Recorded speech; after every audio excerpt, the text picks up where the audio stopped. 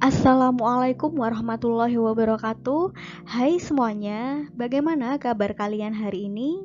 Semoga selalu dalam keadaan sehat ya, amin ya robbal alamin. Bertemu lagi dengan saya Bu Alfira Rosadian pada edukasi pembelajaran terkait ilmu ekonomi dan juga bisnis. Pada pertemuan kali ini saya akan membahas terkait manfaat dan dampak dari kebijakan ekonomi. Sebelum memulai pembelajaran kali ini, kita awali belajar kali ini dengan bacaan basmalah agar pembelajaran kali ini berjalan dengan lancar dan dapat memberikan ilmu yang bermanfaat untuk kalian semuanya. Bismillahirrahmanirrahim. Agar kalian memahami materi ini, simak dan tonton video ini hingga selesai.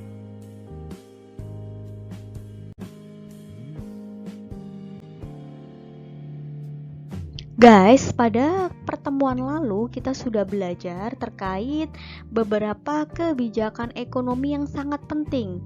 Di antaranya adalah kebijakan fiskal dan kebijakan moneter.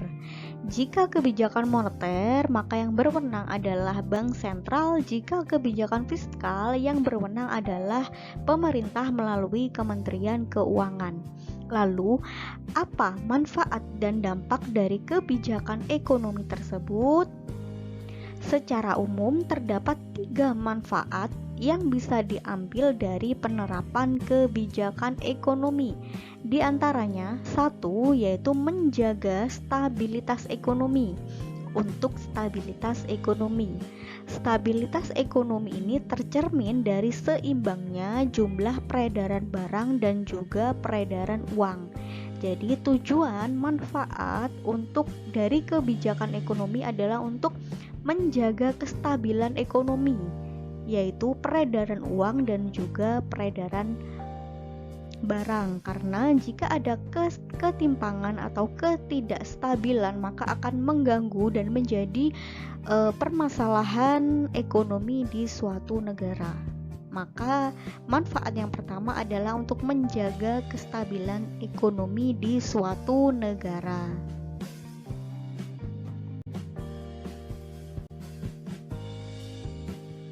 Yang kedua yaitu untuk mengatasi pengangguran dan meningkatkan lapangan kerja atau kesempatan kerja.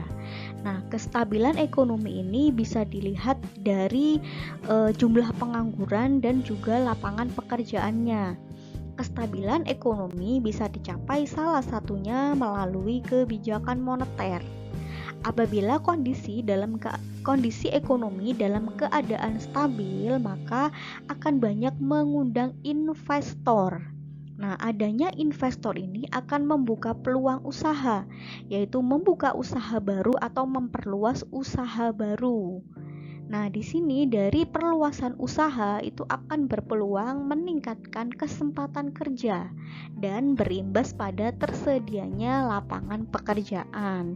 Dengan demikian, pengangguran juga akan semakin berkurang. Yang ketiga adalah inflasi dapat terkendali. Kita kemarin sudah belajar terkait manfaat dari kebijakan ekonomi, juga kebijakan ekonomi moneter, juga kebijakan ekonomi fiskal, yang mana keduanya ini bermanfaat untuk mengendalikan inflasi. Contohnya, kebijakan moneter, jika terjadi inflasi, maka bank sentral yang berwenang dalam kebijakan moneter itu bertindak untuk mengurangi atau menurunkan jumlah uang yang beredar.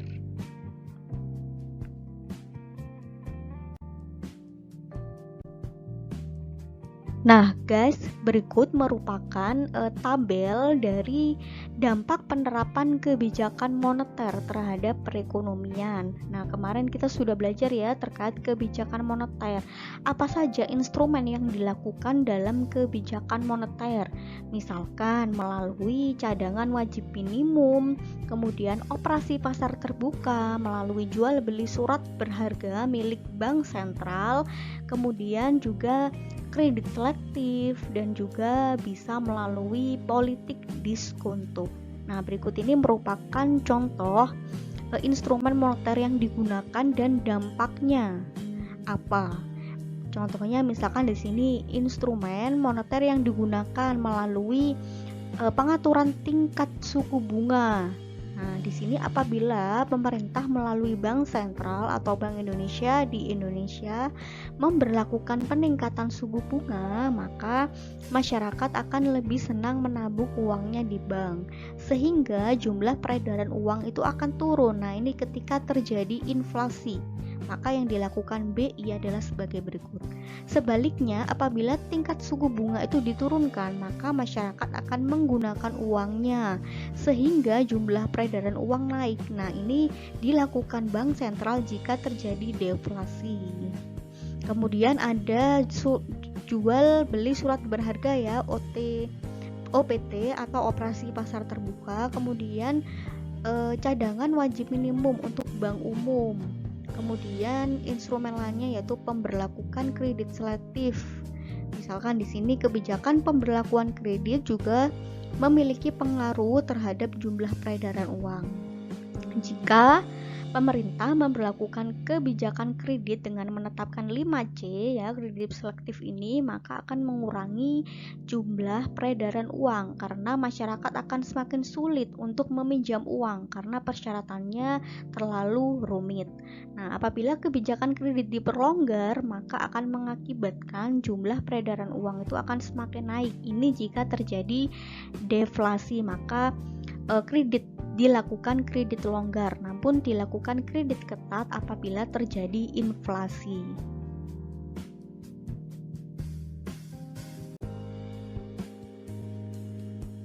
Selanjutnya adalah tabel penerapan kebijakan fiskal terhadap perekonomian. Coba kalian perhatikan tabel yang ada di dalam layar. Misalkan instrumen fiskal yang digunakan adalah pengeluaran pemerintah. Kebijakan ini dampaknya ya, kebijakan ini dapat dilakukan dengan cara meningkatkan maupun menurunkan pengeluaran pemerintah.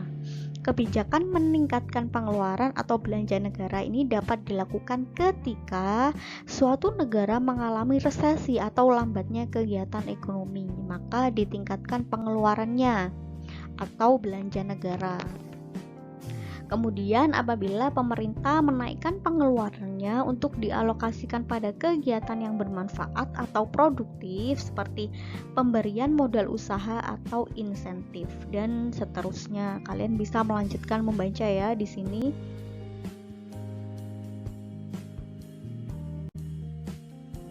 Selanjutnya misalkan menggunakan instrumen pembayaran transfer. Ini adanya pemberian transfer atau transfer payment baik untuk pensiunan masyarakat atau mahasiswa diharapkan dapat menjadi stimulus untuk menaikkan daya beli masyarakat. Kemudian melalui kebijakan fiskal dengan instrumen pajak, kebijakan fiskal dengan menggunakan instrumen pajak bisa dilakukan dengan cara menaikkan atau menurunkan tingkat pajak. Pemerintah bisa memberlakukan kebijakan menaikkan tingkat pajak ketika terjadi inflasi, sehingga dampaknya adalah inflasi menjadi terkendali. Sedangkan sebaliknya kebijakan penurunan pajak bisa diterapkan ketika terjadi deflasi, sehingga uang yang beredar itu menjadi banyak atau bertambahnya uang beredar. Dampaknya ketika tarif pajak diturunkan akan mengakibatkan kegiatan ekonomi kembali tumbuh.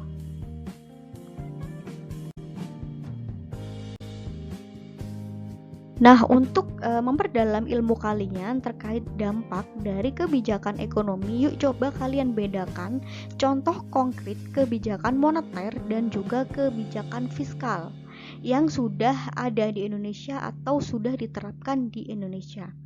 Kalian coba baca tabel berikut. Isilah tanda checklist di kolom jawaban yang kalian anggap benar. Misalkan pernyataan nomor 1.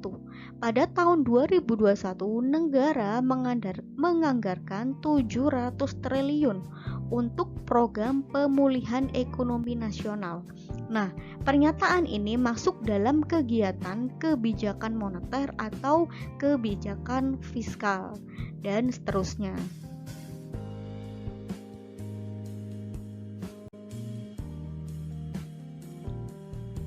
Nah, itu dia sekilas materi yang bisa saya sampaikan terkait dampak dan manfaat dari kebijakan ekonomi. Pada pertemuan selanjutnya, saya masih akan membahas teori-teori penting terkait ilmu ekonomi dan bisnis lainnya yang tentunya bermanfaat. Sekian, kita akhiri dengan bacaan hamdalah, alhamdulillahirobbilalamin. Terima kasih. Wassalamualaikum warahmatullahi wabarakatuh.